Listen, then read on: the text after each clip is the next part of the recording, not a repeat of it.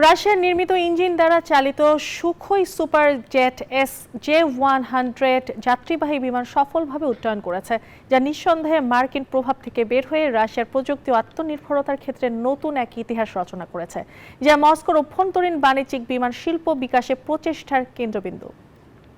2026 যুক্তরাষ্ট্র, ইউরোপীয় ইউনিয়ন এবং অন্যান্য মিত্র দেশগুলো রাশিয়ার বিমানের যন্ত্রাংশ, রক্ষণাবেক্ষণের সরঞ্জাম এবং অন্যান্য প্রয়োজনীয় প্রযুক্তি রপ্তানি নিষিদ্ধ করেছে। এর ফলে বোয়িং এবং এয়ারবাসের মতো প্রধান বিমান নির্মাতারা রাশিয়ায় তাদের বিমান বা যন্ত্রাংশ সরবরাহ বন্ধ করে দিয়েছে। the Superjet had to actually be তবে পুতিনের এই রাশিয়া যেন ভিন্ন কিছু। তারা হেঁটেছে তাদের নিজস্ব পথে। সম্প্রতি রাশিয়ার পূর্বাঞ্চলীয় শহর মলস্কো অন আমুরে অনুষ্ঠিত হয়েছিল পরীক্ষামূলক ফ্লাইট, যা প্রায় 40 মিনিট স্থায়ী হয়েছিল। প্রতি ঘন্টায় 500 কিলোমিটার বা 310 মাইল গতিতে পৌঁছেছিল 3000 মিটার উচ্চতায়। JS-100 যাত্রীবাহী বিমানটি তার প্রথম উড়াল সফলভাবে সম্পন্ন করেছে।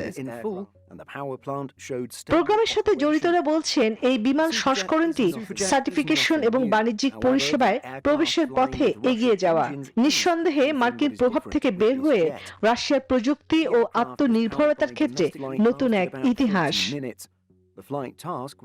বিমানটির প্রথম উড়ানের মুহূর্তটি ছিল অত্যন্ত তাৎপর্যপূর্ণ। ফুটেজে দেখা যায় রানওয়ে ছুঁয়ে নিখুঁত ভারসাম্যে আকাশে উড়ে যায়। এই বিশাল প্রকল্পের অংশ নিয়েছে 60টিরও বেশি রুশ প্রতিষ্ঠান।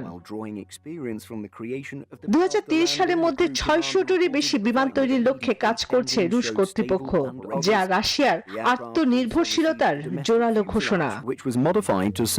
চন্দ্রানী চন্দ্রা, নিউজ 24। বান্ডেল থাকলে প্রতি সেনমানিতে টাকা বাঁচবে। বিকাশ সেনমানি বান্ডেল কিনে জিতুন প্রতি লেনদেনে।